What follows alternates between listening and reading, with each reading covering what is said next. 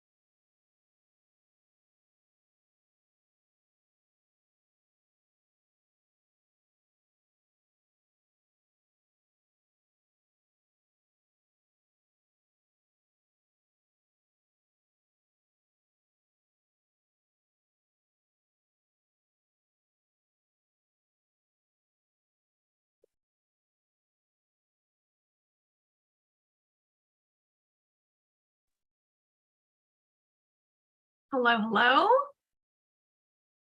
Morning. Good morning.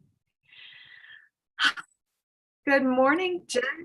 Coming. Oh my goodness, this is going to be an incredible jolt of joy and energy. Are you ready?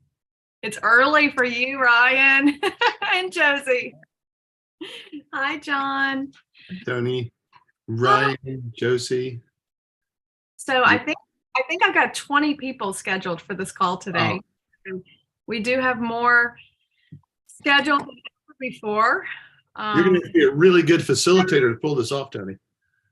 I'm telling you, I have butterflies in my stomach. I am so nervous. So look at your facilitator. Y'all, this is it. Woo! It's going to be a rush, and then it's going to be over, and I'm going to be like, what just happened? Did that just happen? So Josie, you can make this more difficult for Tony. Just when it's your turn, just talk a really long time so that it messes up the whole schedule, okay? No, we do not need You're any asking the 5 to talk for a long time. I know it'll be difficult for you. No, But messing with me. I'll step into my 8. there you go. I live Morning, in Shane. so I'm experienced. I hope my internet holds up for this. This will be fun to see. Hello, Shannon. It's good to see you. And Oh, what a cool picture. Oh, I know. Hi, Chad. Great to have you. I'm going to greet everybody as you get on. Hi, Hill. And then we're going to do a little orientation for people who might be watching this either live or in some recording at some moment in time. Hi, Julie. Oh, my goodness. Mel Valentine is in the house. Man, this is an amazing moment. We're going to have some people back that we haven't seen in a long time. You're not the only one, Mel. So super excited for today. Jonathan Johnson's in the house. Sarah Harrington. Hi, Susan. All right, 4, 8, 12. Man, we might have 12 more. I'm going to, I might jump in with the introduction a little bit while people are coming, but I don't want to be rude and not say hi to people. Hi, Tony. It's too fun. Ireland is here. Hello. Awesome. Woo! You Hold on are. a sec. Am I- Aw, what a gift to have you with us. Hi. Hi. We're so happy you're here, Tony, and so glad to hear the news that cancer has been cleared, right? That was the news. Well, I've got to check on that. Things are good, but the cancer I had was quite vigorous, so they have me on watch at the moment. So, Okay. they've taken out my prostate. It was actually a pretty bad form of cancer. They didn't know that till they took it out. But the tests that I did after the operation said it looks good. But I found out last week that they want to keep an eye on me. So I'm feeling fine, but that's a bit of a check in this. I thought I was clear, I wasn't. Or I don't know that I am. Sorry, that's the way to put it. Okay. Thank you for updating us. You are in our hearts, all of us, I know. Oh, Thank you. hi, Ryan. Hey, how's it going? Good to see you. Beautiful background. Good to see you too. Thank you. Well, it is 9 o'clock, so I might go ahead and start with our intro because we're going to do a little intro for those who might be joining us live or watching this video later, the recording of it. So bear with me as I do just a little bit of introduction here.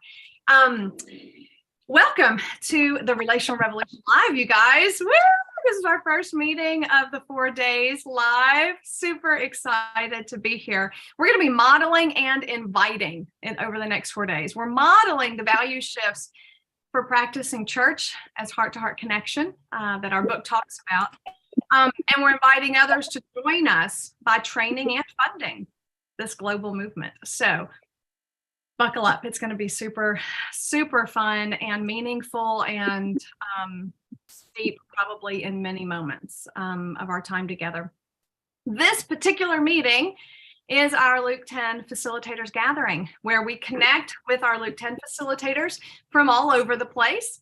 Kapil from India was supposed to be here as well, so hopefully he'll jump on. And we've got Tony Carey from Ireland representing. Our Brits aren't here. I'm not sure where they are. We'll have to track them down later. Our Aussies are sleeping. So some people can't make it because of the time zone difference. Luke 10 facilitator training, just a little bit about that for those who don't know who Luke 10 facilitators are. Our Luke 10 facilitator training is one of our higher levels of training for those who are in our ongoing communities of practice that we call our leader teams.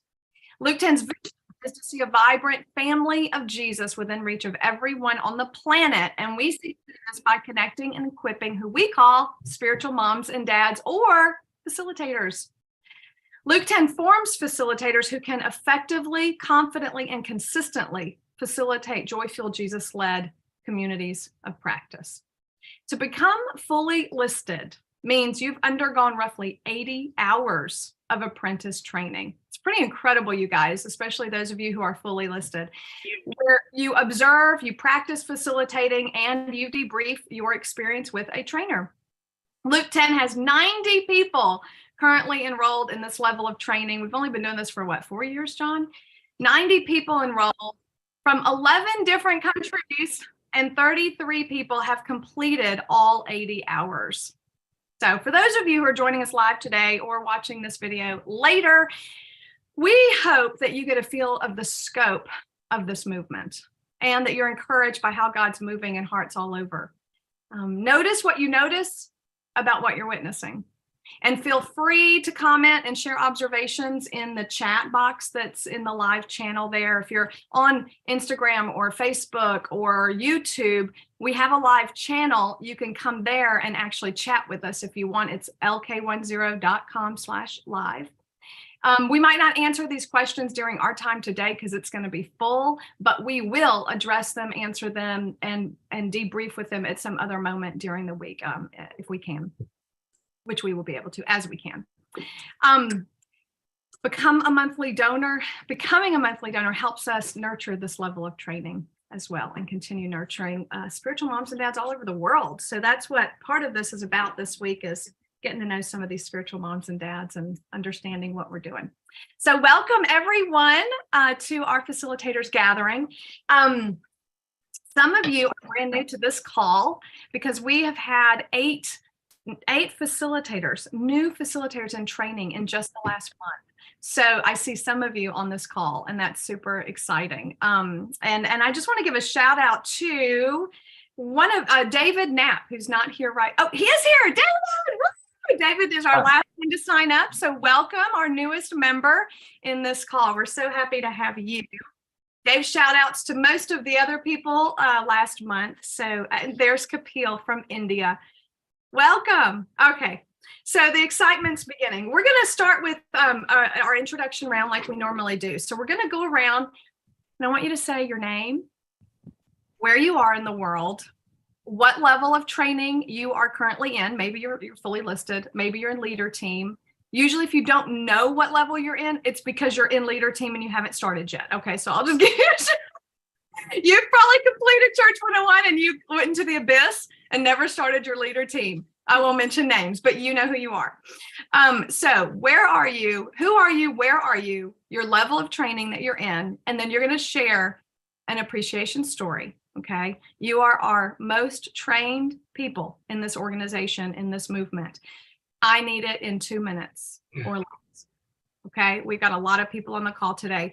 You're going to share an appreciation story. It can be around your training and how that's going, or an experience you had in training. It can be around tend to be answers, maybe, which people live don't even know what that is, but it's houses of peace or apostles that God's brought your way and he's dropped in your lap and he's asked you to train them and connect them to others. So maybe you've had something like that happen and you want to appreciate that and share that. Maybe you've had a Luke 10 in the wild moment where you actually got to meet up with another Luke 10er somewhere and you want to share about that. Maybe it's about the book. Maybe you had an encounter with the book recently and Jesus, and you're like, I just have to share about that. So the appreciation can be varied for our time together. I'm going to give you 30 seconds to take a deep breath, Think about your name, where are you, what level of training you're in, and your appreciation story, and then we'll launch in. Okay.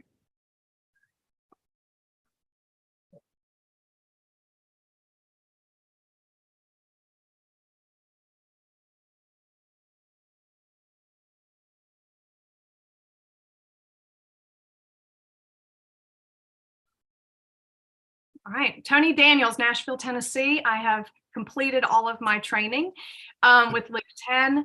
And I am, my appreciation story. I was in a cafe on Monday with a man named Scott Harris, if you're out there watching. And I just think an amazing 10 to be answer. He is an elder in this city. He's connected with over 300 churches in this city. He's been supporting nonprofits and churches for many years now, and is speaking our language. So we just had the best time together. Not many people go real deep into shop talk, as I call it, around all things church and church structure and culture. And he was tracking with me, and we were electric, both of us. We didn't want to leave. And he just said, man, I can't wait to listen to the audio version of the book. I bought the book the other day, but I want to hear the audio too. I'm going to share it with everybody. And he said, I'll keep a lookout for people with your DNA and I'll send them your way. And I was like, wow, this is so exciting. And other things evolved as well, but it's just super fun. I felt excited, happy, encouraged that there are people out here that are thinking the way we are thinking, that we can partner with and collaborate with. And just felt really supported. So I'm in and appreciated. I'm in. John White. John White, Naples, Florida. I think I've been grandfathered in on the training, so maybe Tony will let me be listed. So I got an email this week from a guy who I would describe as a senior leader in a major parachurch ministry. And I want to read you one paragraph of what he said. He said, I have just read Relational Revolution, and my heart is jumping.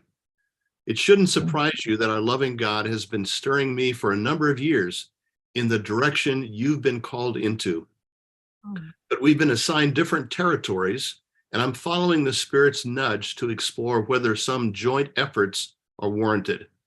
So he and I are going to have a Zoom call on Wednesday, and I'm looking forward to seeing what this might mean. Very exciting. Thank you so much. Yeah.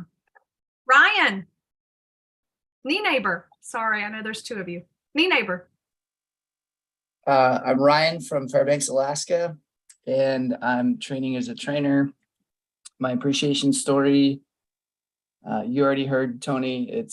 I was on a plane from Anchorage to Fairbanks, and before we take off, a guy in front of me, in the seat in front of me, is on the phone and he's talking.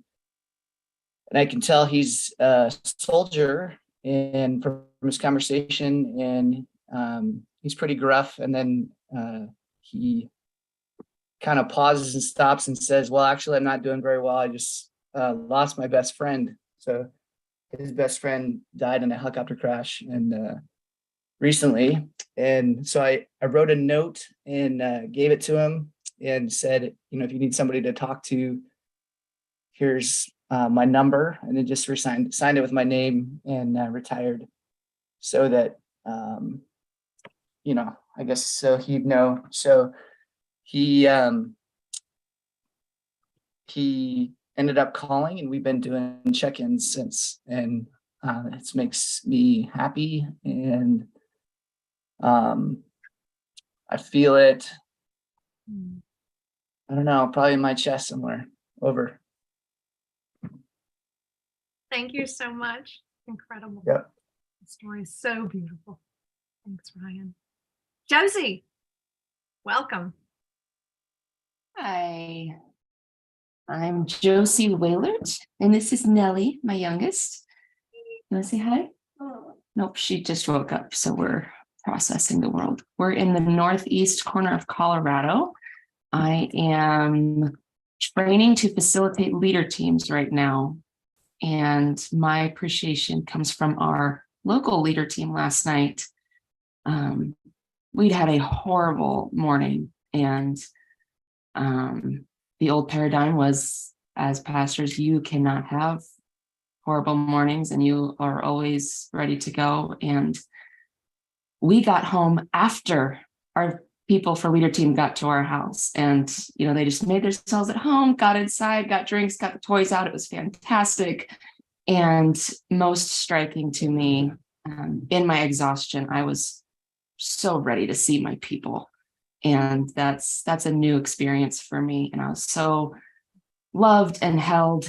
And as we did our check-in, and I just took a moment, like, let's just stop. Like, what shift did you see happen, as we just did this? Because we've got some very left-brained individuals. And one of those individuals said, I noticed an emotional shift in me, which translated to a physical shift in my body. And I feel relaxed and safe and vulnerable, which then was a gift for me. And I also felt relaxed and safe and vulnerable, and felt that in my whole body. So, amen. That's incredible, Josie. Thank you. And for modeling what we train ourselves in, right? To observe, to notice, to debrief our experience, because that's where the true learning happens. What a beautiful question. What did you notice just happened as we checked in? Thank you. Oh, so good. Chad, welcome. Hi, my name's Chad Waller. I live in Simpsonville, South Carolina. And my appreciation story this week, the one that floated to the top, was I was doing an interview for a podcast called Worship from the Revolution. And the guy I was interviewing, and the whole podcast is just about the changing face of worship as the church changes. How is worship changing? And so I was interviewing a guy that has a podcast. He's pretty well known. And it was an amazing setup, a definite Luke 10 to be answered, a prayer, how we even connected. And when I was preparing for the interview, I thought I'm going to explain the Luke 10 rhythms to him and ask him, hey, can we do this before we start the podcast? Because my ninja, Tony Daniels, I watched her do that, and I was like, I'm going to do that from now on. I'm not just going to jump into, and I'm an Enneagram 8, and so I'm usually like to the task. But thank you, Jason Twombly, for teaching me to slow down, to ask questions, and to process. And so I said to the guy, his name is Jason Clark. I said, hey, Jason, can I talk to you about Luke 10? And I explained it to him. And then I just asked him a question. I said, so here's how we're going to do it. Jason, how's your heart today? How are you checking in? And man, what unfolded was so beautiful. It was so amazing. And then he's like, okay, now tell me what is Luke 10? Where do I find that? And so two things I appreciate. I appreciate that I've learned this through Luke 10. I appreciate that I was able to slow down just the way I would naturally do things and say, you know, what's the most important thing today is that we connect more than getting a good podcast. Man, I just want to connect with you and have appreciation story and find out what Jesus is doing in your life, because that's more important to me than the success of this podcast. And y'all, that is something that this Georgia boy has learned the hard way. And I'm just very grateful. I'm so appreciative for Luke 10 and for Jesus teaching me to be led by him. Thank you. All in. Okay, I have to say, when do I get to hear the podcast? Has it been released yet? Has it been started yet? Yeah, it's out. It's just I haven't been real vocal about it. Oh, well, what's it called again? Just so I can Worship from the Revolution. I did a steady diet of this guy named John White with his stories from the Revolution. And I was like, I want to talk about worship from the Revolution because that's what burns in my heart. And the church can't just change. Worship has to change. The way we're doing it has to change. You are a 10 to the answer for our souls all the way, Chad. So in our Discord channel, Chad, for our facilitators, there is our podcast channel where you post every time you release a podcast so we can go listen to it. Okay. Please do. And whoever else is starting a podcast, Jay Twombly, soon, I want to make sure you are posting as well, because I want to listen to your podcasts. You guys are gold, and I want to learn from y'all as much as possible. Thank you, Chad. That's exciting. Ryan Patterson, welcome. Hey, I'm Ryan Patterson. I'm in Vancouver, Washington, and I am leader team facilitator trained. I would say, man, I had lots of appreciations listening already. One thing I'm thinking about right now is that I'm actually, I'm bivocational, so I'm at work. This is my view out of my office window here, which is pretty nice. And I'm appreciative of bringing Luke 10 rhythms into my team. So when my team meeting starts once a week, we start with appreciations. On Mondays, we share our highlights and lowlights from the weekend. So being able to bring those relational rhythms into my workplace is awesome. But big picture, I'm part of a small church planning network. We meet in homes and storefronts.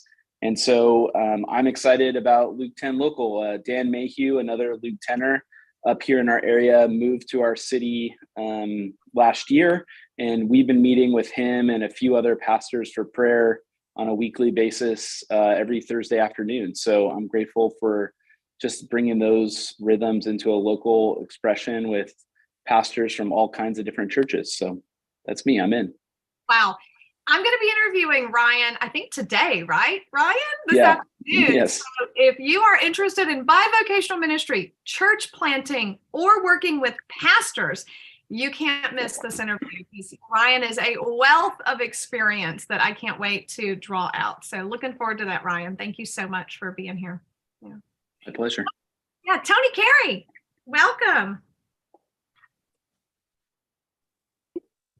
Hi, Tony.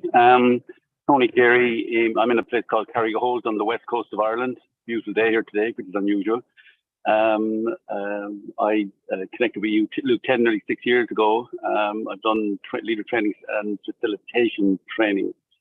My story that I'd like to say, the good story that I've had recently is I've been in a leader group and connect with another Luke 10er in England, in the UK. And he rang me 2 weeks ago to say, hey, I'm coming over to you. Very short notice. And last weekend, himself and his wife came and stayed with us. And again, we were blessed. We got a really beautiful day and they got to see the best of what was around here. But it was so good to see someone who I've only ever met on Zoom in the flesh. We had a really, really nice time together. And I'm in a leader group with Neil as well. Just one other thing that I'd like to say that Luke 10 has brought to me is I was on a call this morning with a guy who did the Luke 10 training, and he lives on the other side of the country. His wife has been on the flat of her back for 8 years. He looks after her. COVID was a nightmare. And checking in and listening to Jesus with him on Zoom, just being able to do that has helped both of us, but has been such a blessing to him in the situation that he's in. And I'm so thankful that, you know, we share our hearts regularly, a couple of times a week, and but it's just a wonderful thing. So glad that I learned to do this in Luke 10. Thank you so much, Tony. I am going to take a second to share the photo, Tony, because it's just that good of you and Neil right here. So Neil Bradshaw's normally on this call too, not here today, but there he is. So we're so happy that you two, that's just, I cried when I saw that, and now I'm trying to stop sharing my screen publicly. There we go. I cried when I saw you two together. It was such a joy. So thank you for sending us the picture. Shannon. Thanks, Tony. Hi, friends. I'm Shannon in Traverse City, Northern Michigan. Thanks especially to Ryan for sharing that story about the guy on the airplane. That meant a lot to me. My appreciation is from this past Wednesday. On Wednesdays, I have dinner with my dad. And lately we have been getting out all the old slides and scanning them in, so that they're resurrected, seeing new life. So seeing camping photos from the 70s and stuff, we've just been laughing about that and just really, really enjoying those memories and having a good time. But my appreciation specifically is actually around the book, because my dad always went to church with us. And then when we sort of switched rhythms in our life, he keeps asking me, so what exactly is this loop 10? And having the book to be able to hand him to kind of give a more succinct answer to what our rhythms are and how this plays out. You know, I've told him stories and everything, but he's a real deep processor. So he told me he would give me his reactions to the book, and I'm looking forward to talking to him about it this Wednesday. So I'm feeling grateful for the authors and for our community. I'm feeling scared and exposed, but I'm so happy. Looking forward to his feedback as well. Thank you so much, Shannon. Sarah Harrington, welcome. Thank you. Yes, my name is Sarah Harrington. I'm in Stevensville, Montana, and I am in leader team facilitating training with Ryan Neighbor's wife, Leah. And my appreciation story is from our last leader team gathering. And I had been kind of rushing through the day trying to get my chores done to get to my leader team. And I was driving back home that day and listening to Jesus about which appreciation story to share when we gathered together. And as I was driving home, just storm clouds were coming over from the west. All our storm usually comes from the west over the Rocky Mountains. And it reminded me of a time that I'd been sitting down by the river and a storm had blown in. And while I was sitting there just meditating over Psalm 18, and then I had read some of that in our leader team when I was sharing that appreciation story.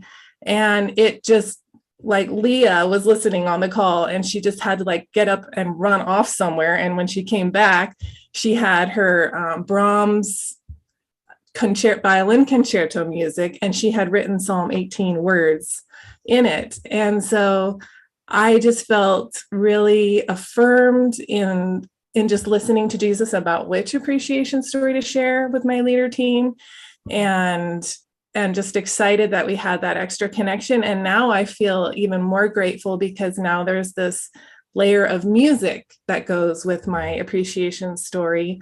And then it's just bigger and it's expanded by sharing it with other people. So yeah, just super grateful for that whole experience. Thank you so much. Yeah. Wow. Incredible. Hillary.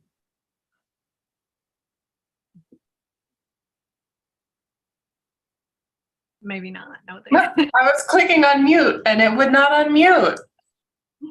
Hello, I'm Hillary. I'm in Baltimore, Maryland, and I'm a facilitator trainer, currently training 2 people in intro call. And tomorrow I'm going live with our very first intro call training. So if you're like, what are you training? What are facilitators? What's that look like? Come hang out. It'll be fun, maybe. No, it will, I promise. Appreciation is probably going to have to be this whole live stream, everything set up currently as it's happening. We have such an amazing group of people who show up consistently, like all of you guys, and then even in our circles and the people we work with. And it's so like and comforting to know that somebody has your back no matter what, and they're glad to be with you no matter what, even if the live stream like falls apart, or if something goes wrong, or if something technical happens. We're all, I don't know, it just is this ebb and flow of beautiful connection, and it calms my heart in moments like these. So thank you. Thank you so much. Yeah. Hillary and Zach LaValle, who is on tech right now, are they've almost single-handedly thrown this together, which is incredible. We had an experiment last year with live, and it was very bumpy, rocky. It was the first time ever, and they just learned the ins and outs and decided to host it ourselves and just run with it. So it's incredible, the work that they have done. Thank you, Hillary. Glad you feel supported. You guys have done all of this, so I am just so happy to be on your team. Thank you. And if it looks like I'm not paying attention, I'm probably on chat or working on something here, but I promise you I am listening. Thank you so much. Yeah. Susan, welcome. So glad you made it. Yes, thank you.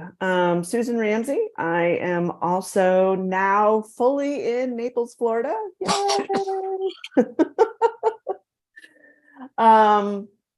And I am a fully listed facilitator. And my appreciation, other than being fully here and just surrounded by boxes, is on Wednesday, I got a text message from a friend of ours who we kind of met through the RV world. Hadn't heard from them in quite a while. And she just said, you know, our life's changed. We sold our RV, you know, kind of gave us an update. And then at the end of her text message, she said, by the way, and she sent a picture, I'm reading your dad's book. And so she had the book and it was like, you know, stretched out on her lap. And I'm like, oh, wow, that's great. I said, how did you hear about it? And she says, well, you told me about it in March. Wow. And I've just been so crazy. I totally forgot, but she jumped on it and got it and she's reading it. And I just told her, I said, you know, love to hear your thoughts. And so totally random person, you know, that I just didn't even think about, you know, sending her a copy or anything, but she was already on it and looking forward to reading it. So Wow. that's it. I'm in. Thank you. A rush of joy. That's exciting. Thank you so much. Jason Twombly. Hey everybody, I'm Jason Twombly and I'm tuning in from Simpsonville, South Carolina. And I'm one of the trainers with Loop 10. And I am sharing something that happened on Friday. So I was part of as part of my appreciation. I was in a trainers meeting gathering circle with Tony and Ryan, and I lasted about maybe 10 minutes. I don't know. And so I checked in. I was just not feeling great. I was nauseous, but I'm like, you know, I'll just go as far as I can. And I think I remember Ryan asking me a question, and I like to listen well and answer questions, but I think I just didn't answer it quite coherently. And Tony, I felt really known in this culture of permission to leave when you need to. Jason, is there anything we need for you right now? Do you need to leave? And so, and I did. So I left that call. And so I'm really grateful. There's permission to leave, there's permission to rest, there's permission to take a nap. And I did do another training call, and then I did a church 101 after that. And then violently was gone for the rest of the weekend. So I'm hoping to remain on the call. I can be here. But I feel so supported that the work goes on without me, without anyone here, because we're more of a starfish than a spider. And so I was able to rest my starfish self, fueled by delight.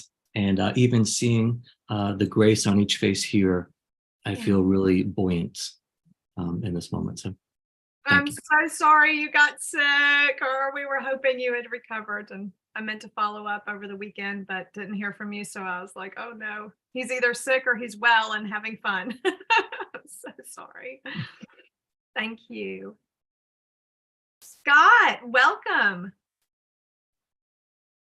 Yeah, I'm Scott Prindle from Tetonia, Idaho, and I have just begun Church 101 facilitator training with Dennis from Russia. We had a great first Zoom. It was awesome. He's going to be fun, I can tell. My appreciation has to do with Luke 10:2b. I started Church 101 back in March, set my phone to 10:02 a.m. and p.m. And I'm blown away. Just even being here with all of you is part of that.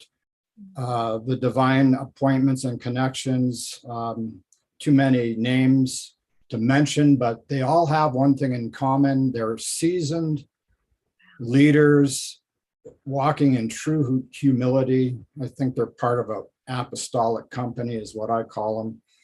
And out of that, we've developed a really close relationship with Kent and Kathy Larson from Radius Network, and we have scheduled our first wild It's June 22nd through the 25th here in the Tetons, and we are so excited. It's going to be awesome. Wow. Wow. Thank you, Scott. For those who don't know, Luke 10 Wild is this year we are decentralizing our global conference, and we're telling our people and releasing them and giving them permission to host their own gatherings with each other. And so that is so exciting to hear, Scott. I can't wait to see photos. Make sure you guys get on the live on the Wild channel and share and encourage all of us with that. Thank you. Good to have you with us. David Knapp, welcome. Hello, my name is David Knapp. I am living in Claremore, Oklahoma. It's northeast Oklahoma. My level of training is I'm beginning to do the facilitator training for intro calls. My appreciation story, I have one of two. I think I was going to do one, I'll do the other. There's I live in a new neighborhood. I've only lived here since November. I guess it's not new anymore. It's like, what, 6 or 7 months now. And there's just a really eccentric guy down the street. And I'm a very quiet guy and kind of slow. And he's very fast and pacey, and he's all over the place. And I mean, he's got on the front of his truck, he has a Darth Vader that's got like this skeleton hostage. And so he's very, very interesting. And then I saw him, this is down at the end of the neighborhood. And then we have this plot of land right next to our house. And I saw him out there mowing the lawn. I was like, oh man, that guy's out there mowing the lawn. He owns the place right next to us. And then about a month later, my dad came over. I don't have a lawnmower, so my dad mowed my lawn. And then he mowed his lawn. And I was like, oh no, he mowed that. I hope that guy's okay with that. And then one night I got a big pounding on my door. And I opened the door and it's that guy. It's like 9 o'clock at night. And so my adrenaline just started, dumped into my system, and I was scared. And he said, "Did you mow my lawn?" And I said, "My dad did." And so I think he could tell I was scared. He like reached out and gave me a fist bump. I was like, "Thank you. You can do that anytime you want." And so I decided to go outside and make a conversation with him. But I was glad. I'm like appreciative to get that out of the way. He's a nice guy. And I don't think I had any reason to be scared. Wow. And so right now we go through our neighborhood sometimes and we pray for people. He's one of the ones I'm praying for. Wow. Thank you so much, David. I'm reminded that I don't even think I've connected you with your trainer yet, have I? So big reveal for you. Ben Hamilton, our Aussie trainer, is going to be yours, and I'll connect you today on email. I'm so sorry that I did not do that on Friday. I meant to do it on Friday. So you haven't been forgotten.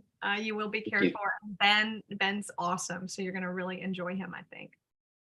Thank you. Thank you. Appeal, welcome. Name, where are you from, level of training, and an appreciation story. Everyone, I feel really excited to be part of this wonderful facilitator gathering for the first time. So I'm Kapil Paul from Chandigarh, India, the northwest part of India. So I'm a fully listed facilitator by now, and I'm really excited for my training in Luke 10.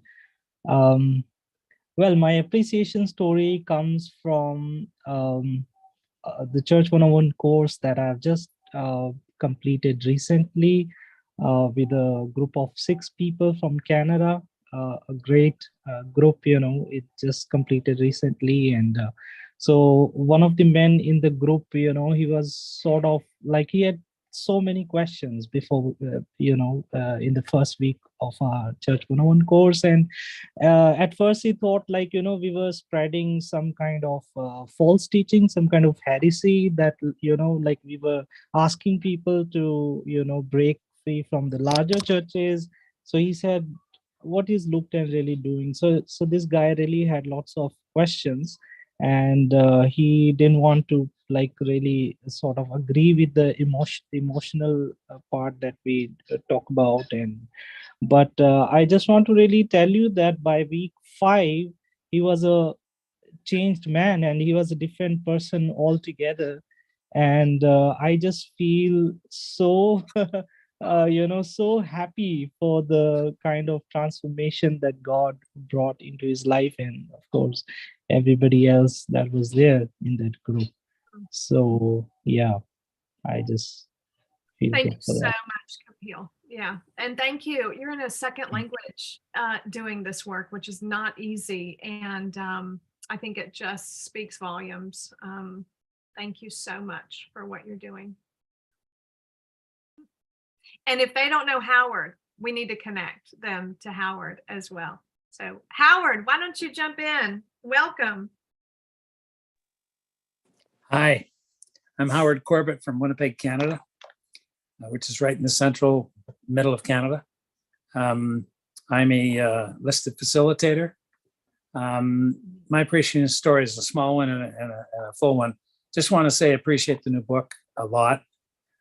Using it for starting conversations, and it's probably the easiest way I've found of trying to introduce people to the fact there's a whole different way of doing relationship, and it's critical.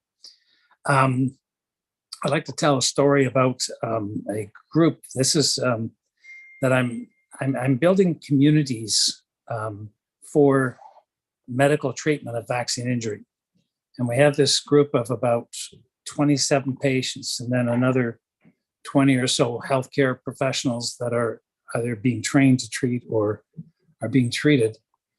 And I've been given the privilege of creating community exercises for these groups. And so they do the treatments and the education part for treatment. And then we go into breakout groups. So I give them a topic to think about, put them in breakout groups, get them to talk to each other. And they do that for about 20 minutes, and we come back and debrief. And it's been absolutely so amazing. I mean, you got these, the last one we did, we're sitting there and people are chatting away. And I see this guy sitting, sort of lying on his bed with his hand over his face like this. And I go, Adam, can you want to bring us up to date on what's going on? And you got to remember that the level of pain going on in these people's lives, the problems. One lady described her situation as if you poured gas over her legs and lit it on fire, and she has this nerve pain going on. Or if you took a spike and punched it through your foot, is like the level of intensity is constant. And these people are coping with just incredible, just trying to survive. When we started, we were wondering whether people would die as we were trying to help them. So it's very intense. And then they have no community. They've got no place to go where they can tell their story. And now they have community. And there's tears. This guy who he had a setback and he was just struggling to function. And he says, I'm so struggling. He says, I'm in great pain. I'm moaning. He says, but I need to keep my video on because I got to stay connected with you guys. I got to stay where I'm known and I've got a community. And I'm getting to treat these people, and they go, this community is as important as all the treatments. Like, this is where my energy comes from. And it's just amazing. So we're talking, and it's amazing how the spiritual weaves into this, because it's obviously a secular group. And someone says, would you pray? And I says, who are you asking to pray? And they didn't answer. And some woman, Julie, jumps up and says, I'll pray. And you obviously, a mature, caring, loving Christian just starts praying for the whole group. And this is so welcome. You pray for us, you got to pray for each other. And so and I think I've met about half a dozen tend to be answers in this group. Wow. People that just really care about community and are active and engaging, and they're Christians, and just an amazing opportunity. So I started thinking about all this and says, who am I? What's my brand? What's my consulting? What do I do? And I rechanged all my branding. And my branding is now Howard Corbett, the community builder, and building community for companies and for treatment groups that are trying to have an impact. How do you build community around that? And we have a whole digital system for building community as part of it, and so on. And Robert, I'm going to stop you for a second because I want to highlight something that is really unique, I think, about Luke 10's training. And that is, you're not doing a Luke 10 thing. You're out there in the world doing a secular thing, but doing it in a joy-filled, Jesus-led way. And our training with Luke 10, when we train you as a facilitator, we don't train you to just facilitate an intro call in Church 101 and a leader team, although we use those as containers where we can observe you and give feedback. We train you to live joy-filled, Jesus-led in every aspect of your life, in every place. So thank you for sharing that, because that is important, I think, for our viewers to see and hear. And you have been living that brilliantly in church environments or small group environments and church planting environments, but also in your secular career, which really, when we're living joy-filled and Jesus-led, nothing is secular, everything is sacred. And you're finding that sacredness in your vocation as well, in your So work. here's the opportunity. I think this is worth saying. We have a research community, we have scientific roundtables, and I got to talk. I said, I want to speak about community. So I give this talk on community and how the COVID has fractured relationships. It's just all types of people have no friends left. They've lost all their friends. They've been outcasts. And they go, we got to rebuild this community infrastructure in our society that's been shattered. And as we got talking about it, you'll love this, Tony. I said, talk about something. Does anyone have a story that you want to tell, right? And so this is with a couple hundred people, right? And someone starts telling their story, and they're starting to cry at how fractured their life is. And I says, don't be embarrassed. Just tell your story. We want to hear you. And we have this just high vulnerability moment amongst these scientists, right?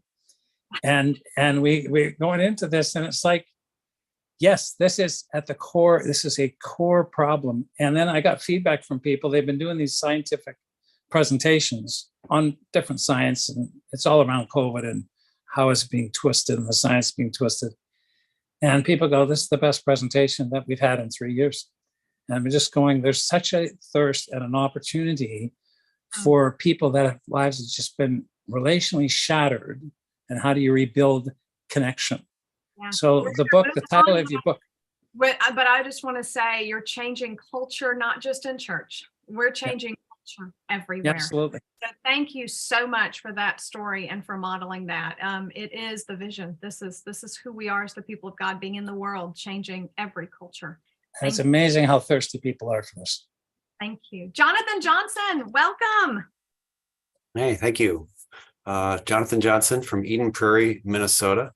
I'm a fully listed facilitator and a trainer in training so that we can build up the facilitator community just that much more. I'm going to go back to 3 days ago, Friday morning, when I was meeting with a leader team consisting of 2 couples from Shannon's town. One of whom is her dad's next door neighbor. That's how they got connected. We are recently, just because of people moving around in their family, we are cat foster parents. We've never had a cat. And so I shared an appreciation story about the cat. And then like everybody was sharing appreciation around their cat stories, which in and of itself was amazing. We got at one point, this group has been really, really close to hearing from one individual and what he was struggling with. How can we support you? We ended up praying together for him when he asked for that. And there was just one word that came out that I thought, oh, this just seems like the word to describe what's happening here. And it was extremely meaningful for them. Later on, we were listening for insight from the Lord about John 15:11. I have shared these things with you so that my joy may be in you, your joy may be full. And we just wanted to know, Lord, what does that mean? How do you bring that? Show us. So we all listened, and ecosystem of grace, one of our values. Everybody just had different things to share about that, different perspectives. But I was seeing in that it's not just what he speaks to us, it's the fact that he speaks to us that puts his joy in us. And afterward, I was reflecting on that again, and I realized the fact that I just had one word to share that was really significant, that they took away as, yes, that was something that I needed to hear. I thought that was that was him speaking and us responding with joy. I saw it unfolding. So many of the Luke 10 values just wrapped up in that as we were both joy-fueled and Jesus-led as a community of practice. Everybody using their gifts together. It was wonderful. So I just felt surprised and just rejoicing in all of that. Thank you. Thank you. Reflecting. Thank you. Beautiful. Communities of practice are such a significant part of our lives, right? And so beautiful. Thank you. Mel, welcome back. It's been a long time. Maybe you need to introduce yourself. You bet. My name is Mel Valentine, and I am living right now in East Idaho. So Scott, Prindle, I am overjoyed to hear them. I'm only 30 minutes from you. So that's pretty cool. We're in Rigby, Idaho. Yes, like Julie Tony mentioned. her too, Mel, so she's like blowing her head. Okay, so she'll be next if she has a moment. That's awesome. That is awesome. So we, as Sonny said, I stepped away for a while. We went on this crazy RV journey for a year, and we're finally settled again. And I mean, it's been amazing. I had the opportunity to do the audiobook for Relational Revolution. Real quick, And when he says do the audiobook, he means he was our audio editor. So when you listen to the book, thank you, Mel, for all the editing. Oh, you're so welcome. And it was amazing. So, you know, I felt led to start coming back to our facilitator meetings. Back a year ago, I led Church 101 groups and was in a leader group. And yeah, so my appreciation story, we have this amazing 8-year-old autistic nonverbal kiddo. And, you know, we are a special needs family and we're always celebrating milestones and all that good stuff. But just like 2 days ago, we had a really cool experience. And it was basically my son was in his iPad and I was looking for the TV remote. You know how the TV remote always gets lost. So he just stood up and we didn't know he could point, but he pointed towards where it was. It was in a very high shelf. But just just seeing him being able to process what I was asking for, reaching out to where it was and pointing at it, it was just overwhelming. We felt tender, we felt happy, we felt just so grateful to the Lord as we see Jesus just in our midst and in our journey, autistic journey. So it was pretty cool. Yeah, so that's my appreciation story. Thank you so much, Mel. And if you haven't met Julie McKnight, that could not have been a better introduction for Julie to share. Julie, jump right in and make a connection. Can you hear me okay? Yes. Can you hear me? Okay. I haven't done this on the phone before. I had to pull over. I am beside myself. I want to cry, honestly. This is amazing. Mel, I live in Victor. And we're a special needs family as well. I have a 16-year-old nonverbal child. So I'm just delighted. This is my supreme appreciation story. I am blown away. Mel, I cannot wait to meet you. And you're so close. You're so close. We have to connect. And I'm just blown away. I don't know what. Wow, amazing. It's fascinating what God's doing. I just started another Church 101. Well, actually, I'm halfway through with another local in Jackson, Wyoming. And the other gal in our group is a special needs mom. She has a 16-year-old daughter who is nonverbal. I mean, it's just amazing. And it's been on my heart to start Church 101 for families like ours. Yeah. So I think the time is now. And it looks like so many 10-2B answers, Julie, coming your way in your local environment. I can't even, this is blowing my mind. I know. Wild, June 22nd through 25th. I think you're in the vicinity there. Make sure you guys emails. Yes. And on Discord, you should have each other on Discord as well. Incredible. Absolutely. Yay. Yeah. Thank you. Wow. And All Scott, right. it's so great to see you. So we are going to transition to our training snippet now. We have 40 minutes left almost, and we run always in these calls. So with the joy that we have of our stories. I have been training several leader team facilitators this season. We started like 4 leader teams or something. It was crazy. And I've had the privilege of accompanying 4 leader team facilitators right now. And one of the things that keeps coming up in our training is people learning our culture, and they're kind of like, well, it's too structured. I don't like all this structure. I don't like having to check in and listen. That's not organic. And our facilitator's like, I don't know what to do with that. And then we have other people that are like, it's not structured enough.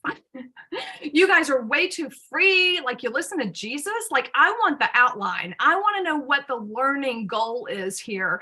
It's like, I don't know what to do with these 2 extremes. Like, what do I do? Because some of us want to morph and change who we are to please people, right?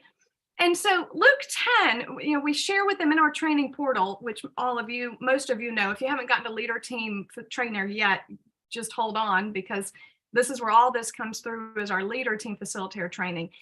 We spend a good bit of time talking about the river of integration, the river of wholeness, and that wholeness is like a river with 2 banks. One bank is chaos and one bank is rigidity. And if you get too chaotic or too rigid, you're going to end up on a bank somewhere and you're not going anywhere. So the idea is to stay in the center of what some people would call biblical tension, or the center of the tensions of holding this chaos and this rigidity. Our God is a God of tensions. He didn't just create a chaotic world. He created a world with incredible order, and yet there's still spontaneity all over the place. So he holds these tensions together. And I think as a culture, he asks us to as well. So that's part of our training. And most of you have had these lessons around, how do we balance relationships and our rounds and our curriculum? How do we do that? And it's all about holding intention and listening to Jesus, following him. So we have a plan and we listen to Jesus, which is so weird to hold that tension, right? Some other tensions that Luke 10, I want to throw these tensions out. And as I'm throwing these out, I want you to listen around which tension has impacted my life the most, or which one do I appreciate the most, or how has this changed the way I facilitate or the way I live? So be listening, because that's the reaction round to this. So here's some other tensions that my husband and I a few years back were marveling over that Luke 10 holds together. We're viral, yet sustainable. We're disciple making, yet evangelistic. We're micro, church of 2, yet global. We're high tech. We meet on Zoom. We have Discord, yet we're high touch. We're highly relational. Seemingly contradictions, right? We're spontaneous, yet we're structured. We're spirit-led and skill-based. Blows people's minds, right? I want to just follow Jesus. Well, unfortunately, you can't really follow him if you don't have relational skills. And that requires being trained, which requires discipline, which feels like the exact opposite of spontaneity and spirit-led, right? But tensions to be held, not problems to be solved. Unity, yet incredibly diverse. Right? This differentiation and linkage piece. We highly value each individual, what they bring to the table, their gifting, and yet we link together in that as well. Soul care and missional. Can you actually merge the two? Yes, Jesus did. They were never separate in his mind. They were held in tension. Faith-based and science-based. It can happen. So give about 20 seconds before I start our reaction round. If you don't have anything to say and you're just like, I am so good, this is good, I want to enjoy the conversation, just give me a thumbs up in the reaction round and we'll move on. If you do speak, we might need to keep it to a minute if you can. 20 seconds, 15 seconds to think, which one of these tensions, and maybe there's some I didn't even mention, impact you the most? What do you feel the most? What are you drawn to the most? Or what's changed the way you facilitate or your culture or your community the most?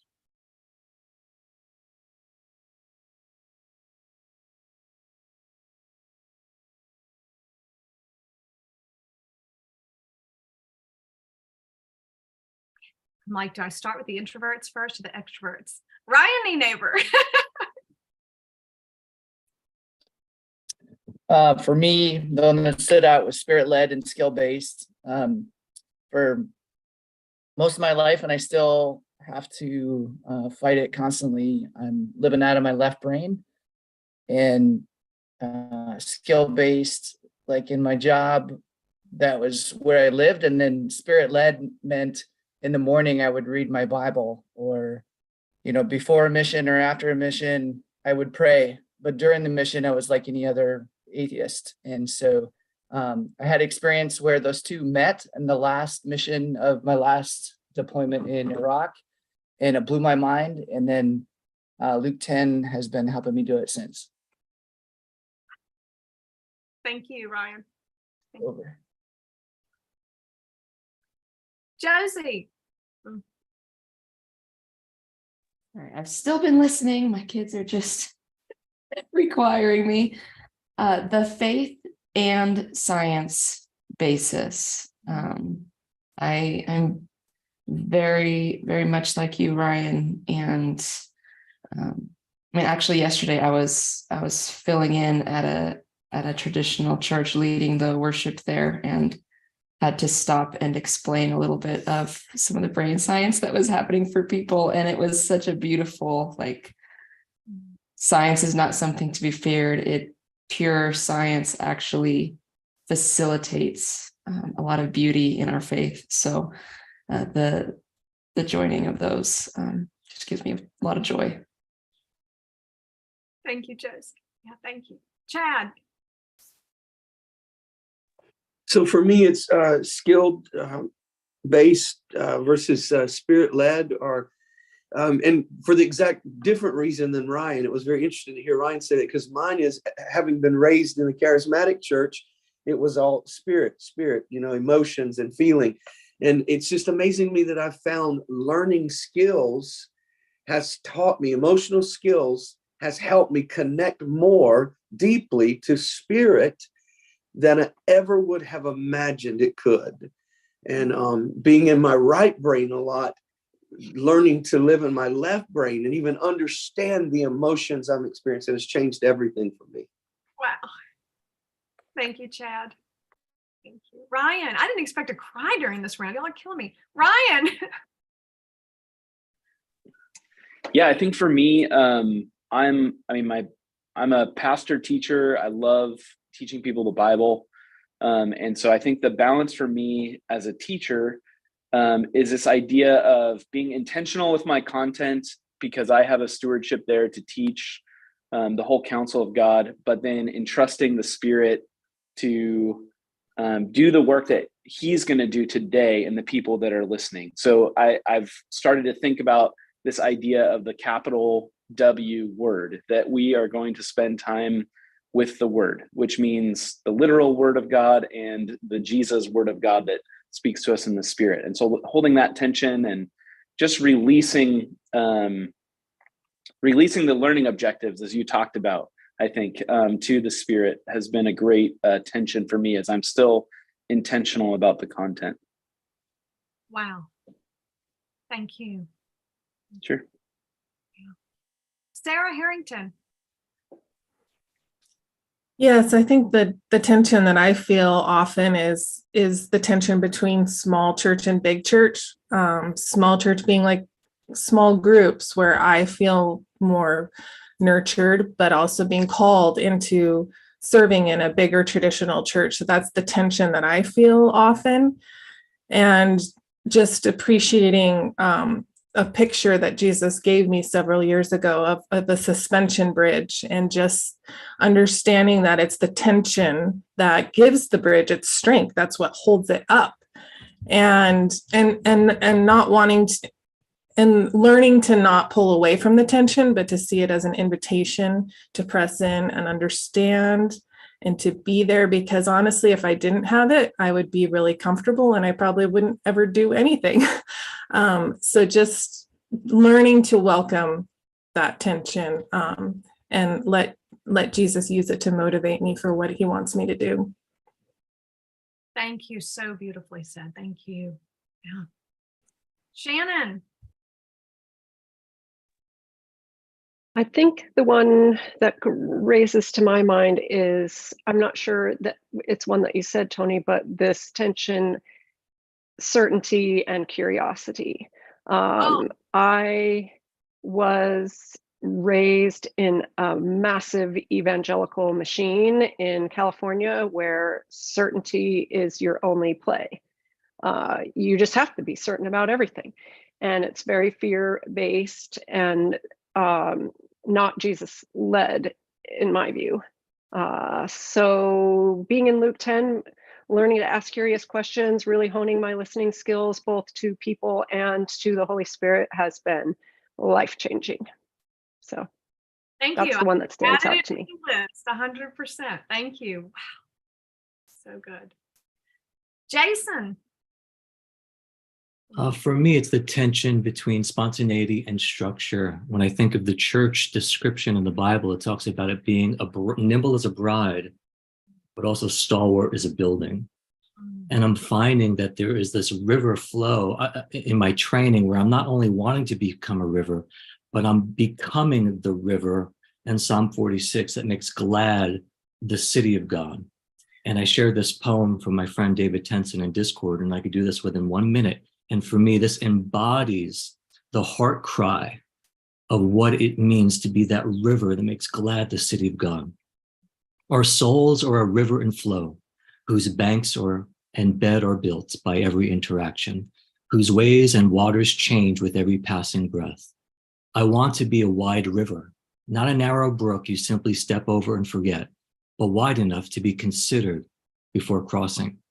I want to be a slow river, not an ocean so wild the innocent dare not enter, but slow enough that even the lame feels safe to wade in. I want to be a deep river, full of life and nourishment, moving through nations with many streams, unable to be dammed by dogma or doubt. One day, one fine and inevitable day, we will find ourselves emptied out into the great ocean of things, adding to it our own minuscule moments. But until that moment, until the moment my soul ceases to be held as this body, the kind of soul I want to be, I really want to be, is a fat soul, a big, fat, and generous soul. So that integration of the river is embodied in that poem. And that is, I think, the biggest thing that I'm getting from this training pathway. Thank you. Thanks, Chad. Thank you so much. Susan. Yeah, so I actually wrote down the spirit-led and skill-based, but I don't need to go into explanation because Chad and Ryan did such a great job. It's like, yeah, that too. So I'm in. So good. Thank you.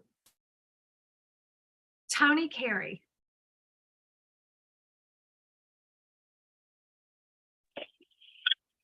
Yeah, like Shannon, I spend most of my life in a very rigid church. 3 songs in the sermon, guaranteed every Sunday morning. That changed. People got upset. But in the midweek meeting, which was a prayer meeting that I was in, there was no structure at all. People just prayed, but didn't connect them. Then I introduced the rhythms, and actually several people left because they thought this is not the way we do it. But there was a whole different flow. First, we got to know each other. We got to know what was going on in each other's lives. And the Spirit ministered when we listened to Jesus, and really changed everything. And I wouldn't have anything else after that. Ruins you for life, doesn't it? We try not to be too structured, but we bring in enough structure so Jesus can show up. That's our goal, right? That's it. Not too much, but two simple rhythms. Yeah. Thank you, Tony. So true. David. I just wanted to say I'm appreciating everybody's answers, and I'm just going to keep listening for right now. Thank you. Kapil.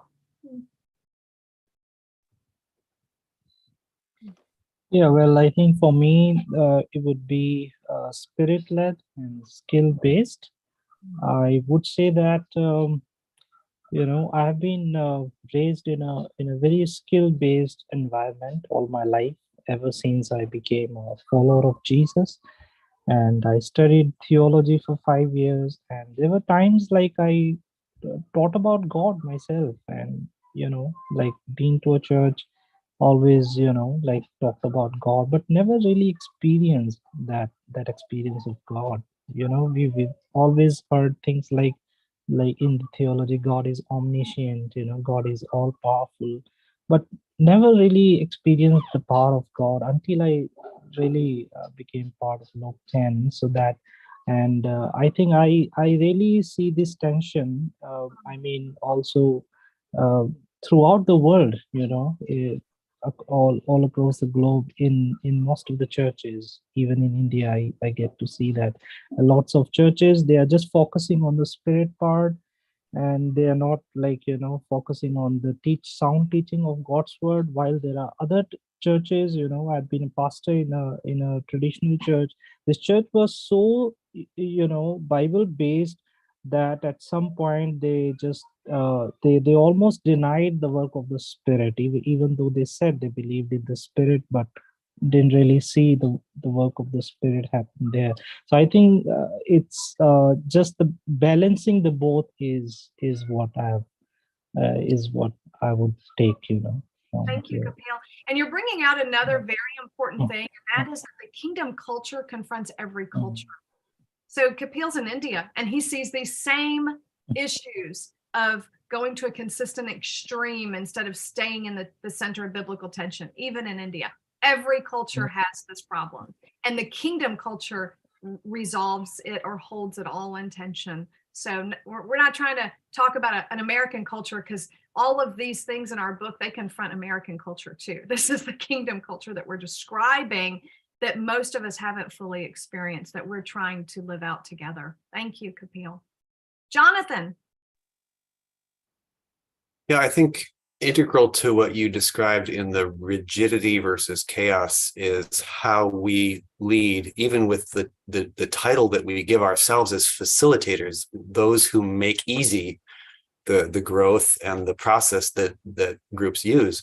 So I'm in a group and I have an outline that I'm following, but I'm also paying attention to what's going on in the group and in me and what the Spirit is saying. So that the tension is me learning how to hold the reins, aware of the movement of this organism that is our group, with the hand of our Lord over mine to show me what's next. So you just really have to both release and hold what's happening in the group. And it's amazing to see what God does when that tension is held just right.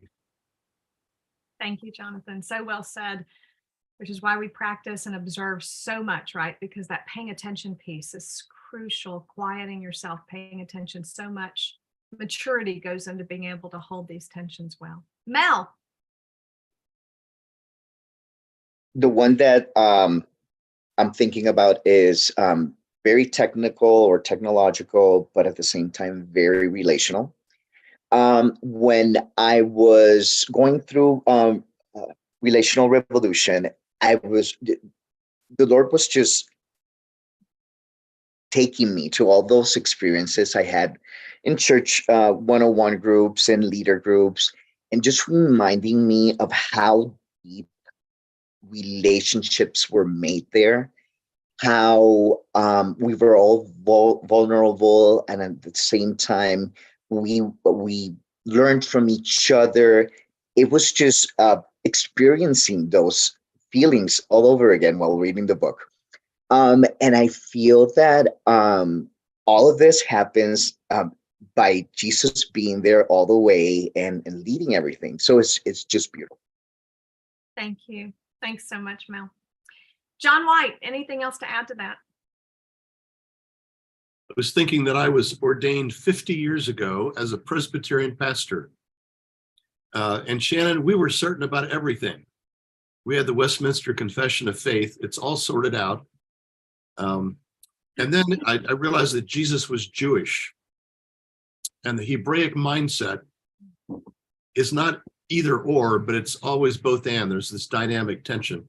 The result of that is I find I spend a lot less time with theological arguments because there's usually some truth on both sides of things. So that's a place where it's worked out for me.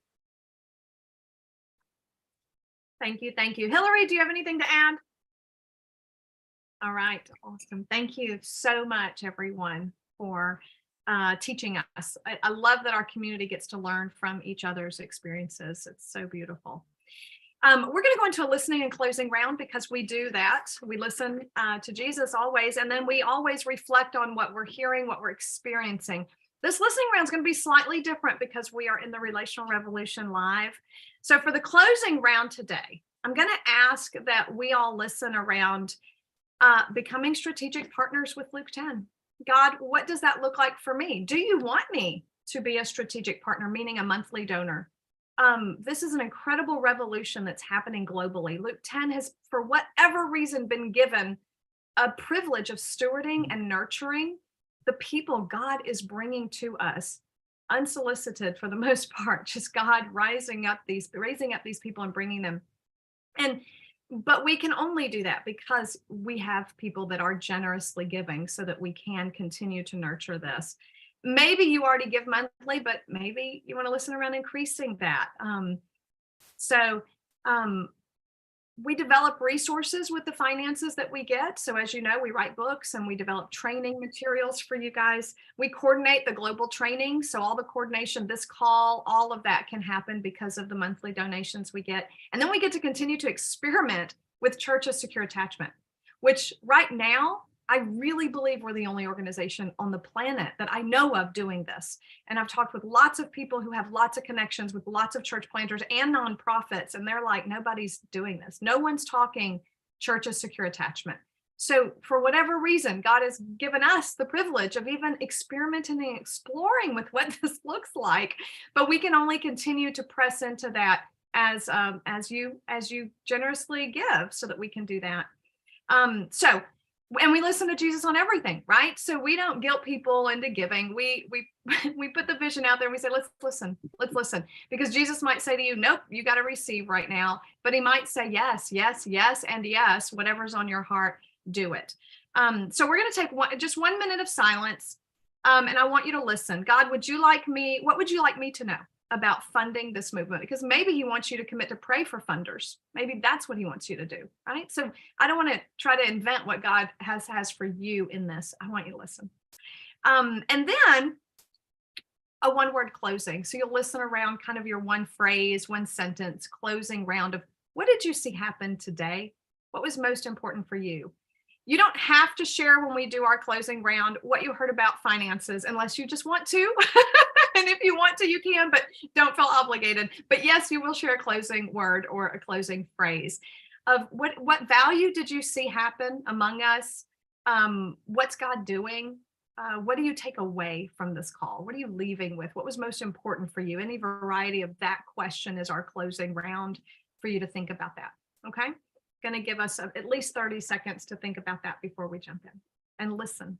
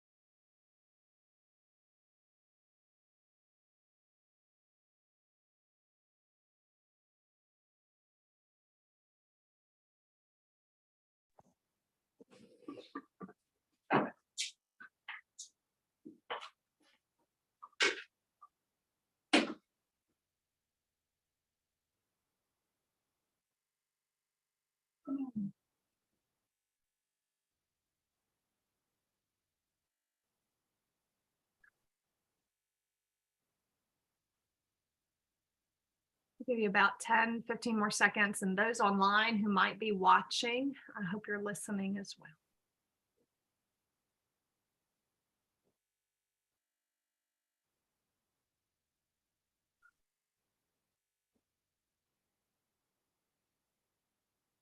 Right.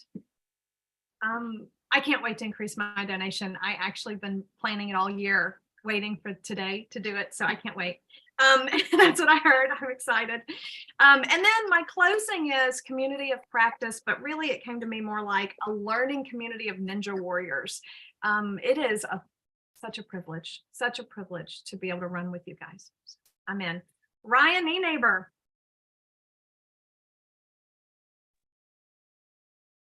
I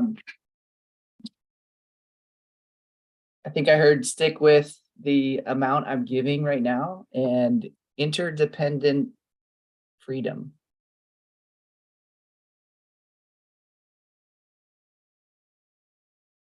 Thank you. Chad. I felt the Lord encourage me to change my focus and believing just for our needs, and to begin to believe to help fund the mission, to just change my focus and my prayers. And then the phrase I got was the beauty of skilled connection.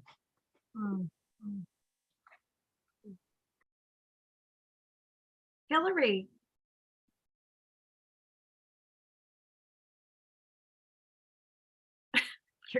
Sarah. It's like, what's that? Yeah, I was just reminded of when I first joined the leader team and still working through some woundedness and some skepticism around giving and trusting and all of that. And just remembering God's just saying, test the fruit, and having that freedom to just see and reflecting on just how good the fruit has been. And so my word, our takeaway from this time is just wholesomeness. Thank you so much. Shannon. My takeaway today is joy. I feel like my cheeks hurt because I'm so much smiling for so long. I'm really happy to be with you. Thank you. Josie. I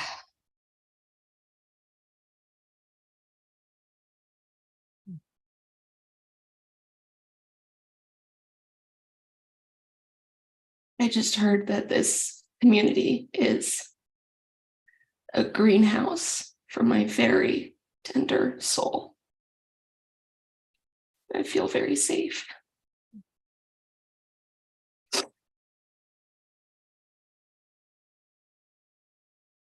Thank you so much.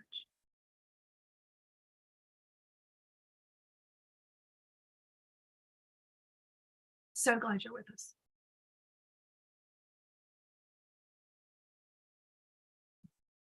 Jason.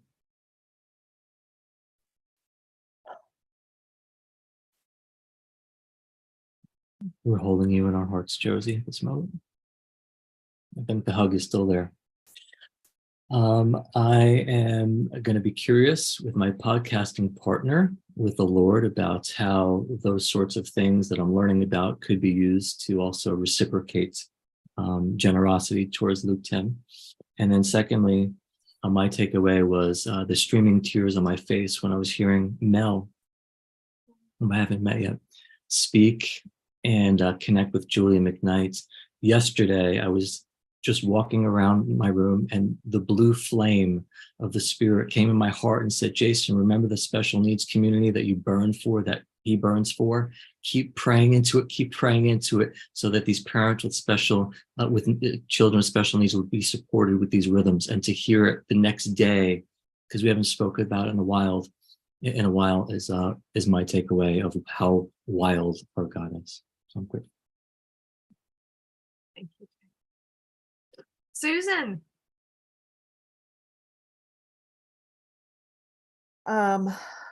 My closing word is relational. Thank you. Ryan. I was thinking about, I think the phrase that stood out to me in your question was about strategic partner. Thinking about how we continue to cultivate communities of practice here locally, and continue to support Luke 10 as we do. And I think the phrase that came to my mind as a closing word was extended family. We're actually in Matthew 12 this week, where Jesus' mother and brothers come to interrupt him from the mission. And he says, who is my mother and brothers? But it's the ones that do the will of God. And the thing that I've been struck with this week is that this comes in the context of thinking about the Pharisees who have it all together, who know all the answers. And it's this ragtag group of people who will deny him, betray him, question him, leave him, desert him, and yet he restores them and makes them spiritual parents for the new age. So pretty cool to be part of the extended family. Thank you. When you put it that way, sounds like a rough group to belong to. Isn't it though? I'm pretty rough. Maybe, yes, probably so. Probably so. Tony Carey. Yeah, as I was listening, I heard Jesus reminding me to continue, as he has been all along with Luke 10, to prompt me. He prompts me when I feel the need something or whatever. So yeah, I'll keep my ears open on that one.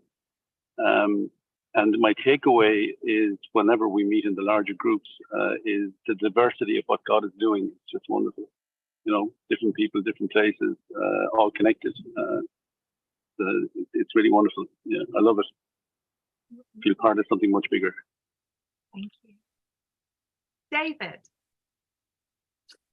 My takeaway is listening skills. I'm just so impressed with Luke 10's community and the listening skills. I think that it would be helpful if out in the world beyond Zoom, it'd be helpful if we all had our own Zoom mute button and just listen to people. Thank you. Well, Kapil. My takeaway is I can see multifaceted wisdom of God manifested in the group. Like everybody sharing, everybody has got something to share to bring to the group. Thank you. Jonathan Johnson.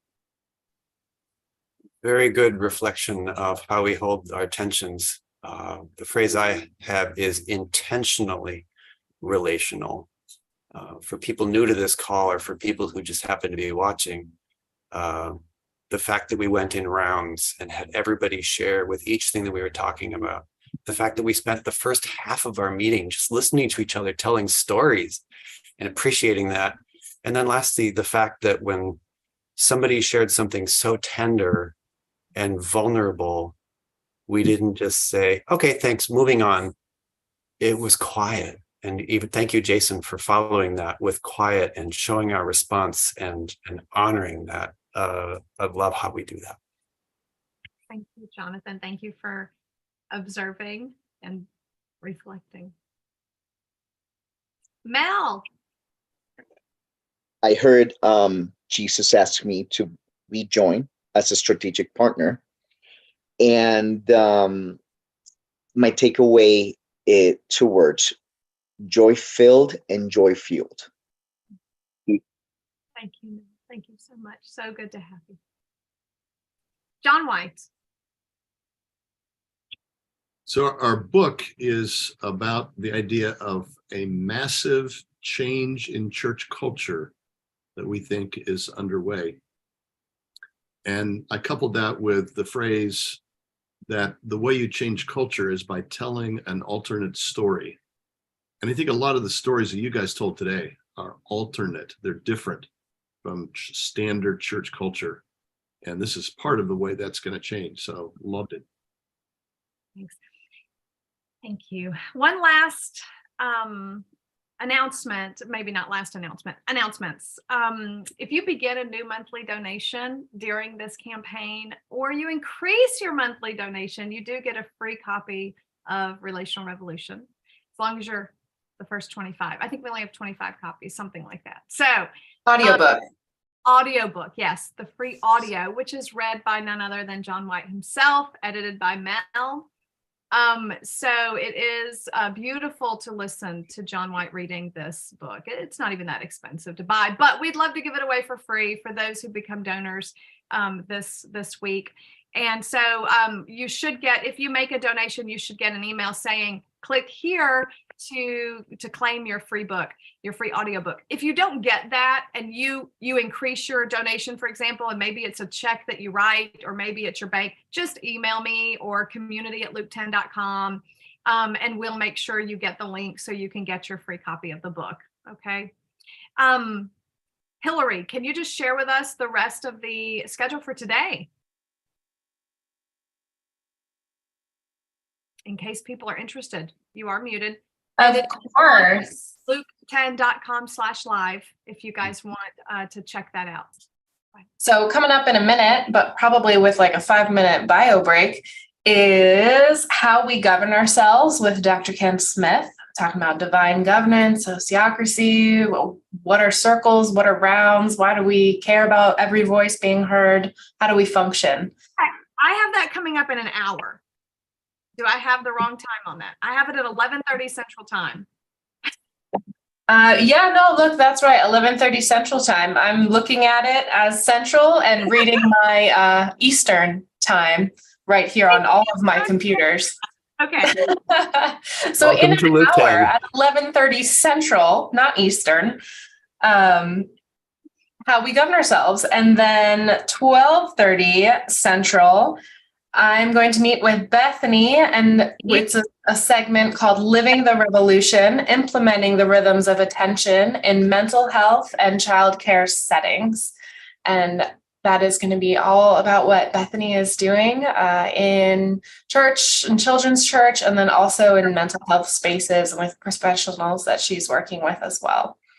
Then at 2 p.m. Central, we have Living the Revolution again, this time implementing rhythms of attention in church planting movements with Ryan Patterson. Then to end the day at 3 p.m., another segment of Living the Revolution with implementing the attention with the staff at InterVarsity and Colleen Caskey, and what that was like, what it was like before she implemented it. What was it like implementing it? What's it like now? And how has it changed the structure and dynamic of her group and of her staff? Beautiful. Thank you so much.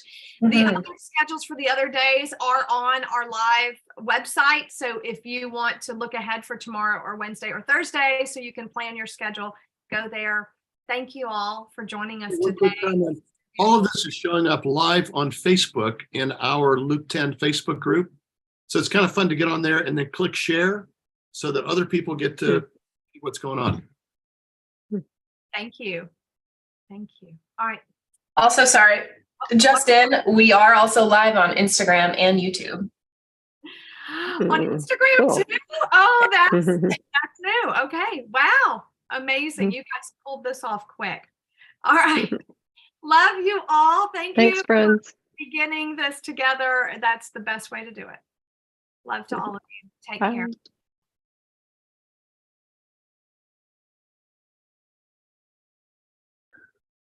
Great. So we are technically still live. Would you like to, I'm going to turn us off Instagram. I don't know if I can do that.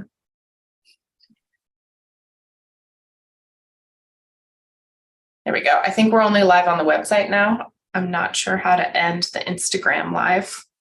Oh, I can stop streaming. Do you want me to stop streaming? Well, that was the question. Do you want to stop streaming now, or do you want to like just put your video on pause and have a list of the next meetings? Sure. So I could just share. How do I do that? Let's stop streaming.